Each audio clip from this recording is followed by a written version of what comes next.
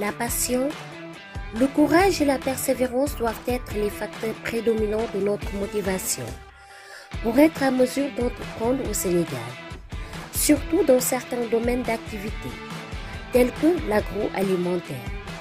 C'est ce que semble dire le directeur général de la société agroalimentaire et de commerce Saïd Symbiose International, basé à Kermoussé, dans la région de Thiès, de retour au Sénégal après 16 longues années passées en Europe.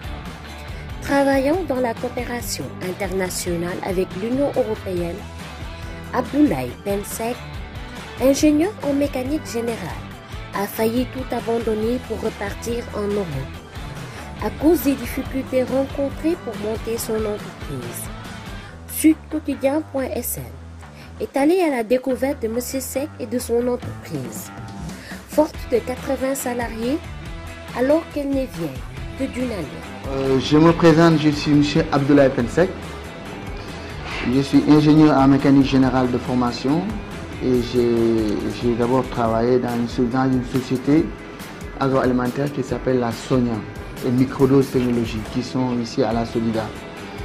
Après, j'ai été à l'étranger pendant 16 ans où j'ai travaillé dans la coopération internationale avec l'Union européenne, avant de revenir pour créer ma propre société. Et à l'origine de mon retour, c'est mon ancien directeur qui m'a appelé pour que je sois associé avec lui. Parce que bon, je pense qu'il connaissait mes compétences dans le domaine du management et de l'agroalimentaire, surtout ces produits à base de maïs qu'on appelle des chips. Malheureusement, cette coopération n'a pas duré le temps d'une rose, à cause des problèmes d'organisation et de famille. Abdoulaye Pensek décide alors de monter sa propre structure, en faisant cavalier seul. Coup de chance, au moment de réfléchir sur l'endroit où installer sa structure, un appel téléphonique lui ouvre d'autres perspectives. Maintenant, c'est vrai qu'il y avait aussi le facteur chance dans cette histoire, parce que c'est au moment où je cherchais à m'installer quelque part qu'on m'a fait part d'une société qui était en faillite et que je devais reprendre. Alors on m'a contacté, je suis venu, j'ai négocié avec le gars qui m'a vendu l'ensemble des machines, l'ensemble de la société en quelque sorte. Donc c'est là que je me suis dit que bon, c'était le moment ou jamais de démarrer une nouvelle vie en tant qu'entrepreneur. Surtout que bon, les années que j'ai fait en Europe m'ont beaucoup forgé en fait à bien manager d'une manière professionnelle, en essayant toujours de ne pas mélanger famille au boulot, amitié au boulot. Donc c'est là que je me suis dit que bon, écoutez, c'est un challenge, c'est un défi, il faut le relever parce que bon, ces chefs d'entreprise qui sont là, qui ont réussi, ont cru à ça. Il fallait que moi aussi que j'essaie de croire en ça et de démarrer. Donc c'est là qu'est venue la société SAIC Symbiose International. Fort de ces 6 années passées en Europe entre l'Espagne et la France, sans oublier son expérience dans l'industrie agroalimentaire dès les années 2000, avant de s'expatrier, Abdoulaye Pensek, qui nourrissait le rêve de finir ses jours au Sénégal, monte enfin sa structure. Mais avant le montage de sa structure, il s'était fait une religion sur le comportement du marché sénégalais et des habitudes des gourmands. Moi, mon état d'esprit au moment de monter l'usine, c'était d'abord de voir, vu le développement du Sénégal, comment on fait pour que la ménagère puisse avoir les produits qui sont conditionnés artisanalement d'une manière professionnelle. Il faut rappeler qu'aujourd'hui, on a des sachets ou des petites boîtes de thé, mais avant, c'était des cornets.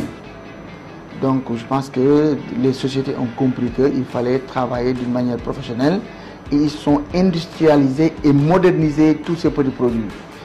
L'eau qui est en train d'être vendue comme ça, c'est des sachets conditionnés industriellement, c'était dans des sachets qui étaient mis à la main.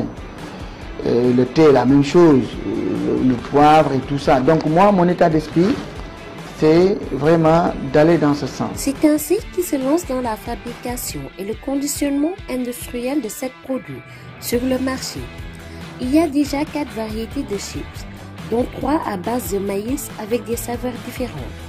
Fruits, goût fromage, vanille et chocolat. Et une autre faite avec de la pomme de terre, Chiplux. Au-delà de tous ces produits, Saïk Symbiose International se prépare à mettre sur le marché d'autres offres déjà prêtes, à savoir Vanillux, Vanille moulu, Bicarbolux, Bicarbonate, Résulux, Raisin, Muscalux, Muscade et tant d'autres. Guide de la distribution de tous ces produits. J'ai commencé par le marché national sénégalais. J'ai mes camions qui sortent le matin pour aller un peu partout dans le Sénégal et que j'ai divisé en plusieurs zones. Il y a une zone périphérique qui est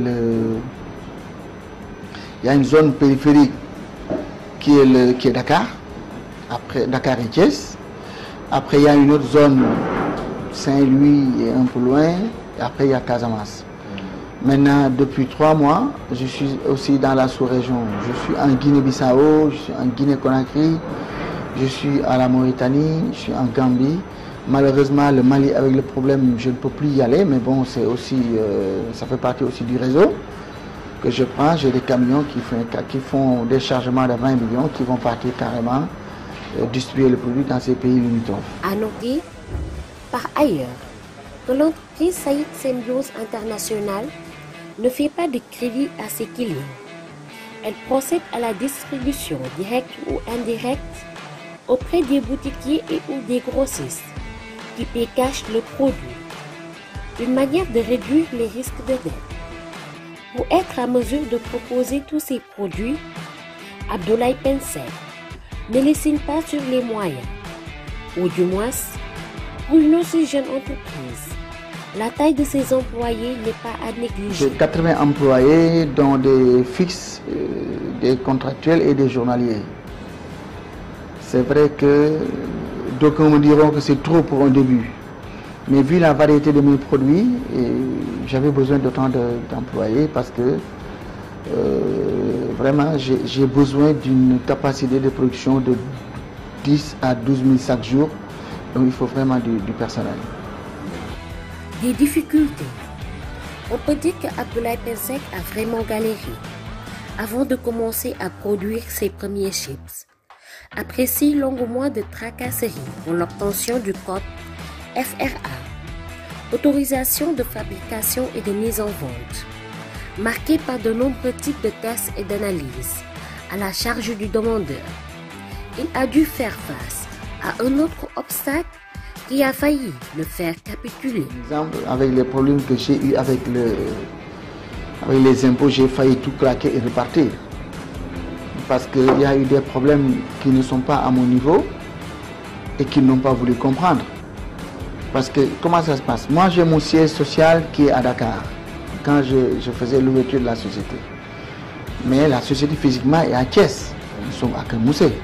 Ce qui signifie que nous, normalement, on devait déclarer et payer tous nos impôts au niveau de Thiès. Alors Dakar me dit que ce n'est pas normal, que je n'aurais pas dû aller payer à Thiès. Tout ce que j'ai payé à Thiès n'est pas valable parce que voilà, j'ai commencé depuis très longtemps. Avec tous ces problèmes-là, c'est tellement compliqué que j'ai failli tout fermer et repartir en Europe. Mais je me suis dit que ça allait être une défaite. Il faut se battre, il faut les expliquer, il faut accepter de payer les pénalités, ce qui ne sont pas normales parce que ce ne sont pas des pénalités. Moi, j'ai payé régulièrement et normalement au niveau de Thiès. J'ai respecté toutes mes déclarations et j'ai payé dans les délais. Je ne dois rien à l'État du Sénégal. Les tracasseries administratives ne sont pas les seuls obstacles qui risquent de décourager les moins préparés à faire face. Lui, qui a fait sienne cette citation de Martin Luther King, Il ne faut pas demander ce que l'État peut faire pour vous. Il faut demander ce que vous pouvez faire pour l'État. Dit ne recevoir de la part de l'État aucune subvention, aucun prêt, encore une écoute. C'est alors qu'il participe à diminuer le chômage. Quand par exemple l'État vulgarise ou met la publicité de certains produits qui doivent aider par exemple le FONGIP ou à des PME, ça ne doit pas seulement être un truc comme ça qui est théorique. Ils doivent plus aller à la pratique. Par exemple, moi j'ai été au niveau du FONGIP pendant presque un an et il n'y a rien. Ce sont des dossiers qui ne sont pas reçus, ce sont des rendez-vous qui ne sont pas respectés. Et ça, je pense que l'État devait s'approcher des contrôleurs pour voir ces outils-là. Est-ce qu'ils sont bien utilisés? Est-ce qu'ils aident les gens qui en ont besoin? Est-ce qu'ils sont en train de faire des facilités? Est-ce qu'ils sont en train d'écouter? Est-ce qu'ils sont en train de résoudre les problèmes sur certains blocages par rapport aux gens ou à différentes sociétés qui en ont besoin? Une entreprise étant une unité institutionnelle qui vit et grandit, l'ingénieur en mécanique générale ne s'avoue pas vaincu. Malgré tous ses quoi, il a pour projet d'agrandir sa structure qu'il souhaite implanter au pôle urbain de Diamniadio où il a pu trouver un terrain. Vous savez, là aussi je vais un peu parler toujours de l'État du Sénégal qui suit parfois le chaud et le froid. Parce que c'est vrai qu'avec le système du pôle urbain de Diamniadio, c'est un excellent projet. Et moi, je fais partie bientôt des bénéficiaires pour avoir là-bas un terrain implanté, ma société. Et ça, c'est un grand projet. Aujourd'hui, si c'est un projet que j'ai à court terme, c'est carrément de m'installer au pôle urbain de Diamniadio et puis me développer, être proche, être compétitif et puis travailler. Ça, c'est le premier projet. Et là, je pense que j'aurai l'occasion et la possibilité de pouvoir développer tous mes produits. Voilà, c'est moins compliqué, je pense. Ça, je remercie l'État du Sénégal parce que pour le moins, ils ont écouté, ils ont essayé de mettre cet outil aux entreprises sénégalaises qui vont s'installer et qui vont se développer. Se basant sur son expérience, après avoir avalé de toutes les couleurs avec son entreprise, le directeur général de SAIC Symbiose International n'a pas manqué de critiquer la politique de l'État qui, à son avis, semble œuvrer pour étouffer les petites entreprises qui cherchent à s'agrandir. Pour lui, l'État devrait changer de posture. C'est pas facile, mais c'est pas compliqué. C'est vrai qu'aujourd'hui, si j'ai un truc à déplorer au niveau de l'État du Sénégal, c'est que les petites entreprises n'ont pas trop de soutien. Moi, je pense que ce qu'ils devraient faire, c'est vrai que peut-être que c'est nous qui devons aller vers eux. Mais ils ont aussi leur porte tellement blindée, l'État du Sénégal, je parle surtout des organismes étatiques, ils ont leur porte tellement blindée qu'on ne peut pas non plus s'approcher ou leur faire signe. Mais moi, la politique devrait être d'essayer de voir les petites entreprises, comment les écouter, voir leurs problèmes, essayer de les aider à grandir. Mais moi, ce que j'ai remarqué, c'est qu'au tout début, ce qu'ils font, c'est déjà envoyer tout ce qu'il y a comme contrôle au Sénégal, qui vont venir parfois te rendre la vie impossible, à la limite même essayer de t'affaiblir. Et je pense que ça ne devrait pas être la démarche de l'État. L'invite est ainsi lancé aux autorités qui peinent à venir à bout du problème du chômage dans le pays, qui essaie de réduire tant bien que mal les petites entreprises. Le moins que l'on puisse dire, c'est que les initiatives d'entrepreneurs sénégalais commencent à émerger ça et là, et ne demanderaient que l'accompagnement de l'État pour échapper à une mort prématurée. Cela, quand on sait que de petites et moyennes entreprises, PME au Sénégal, cessent leurs activités car contraintes, qu'elles sont par le manque de fonds ou la baisse de vente.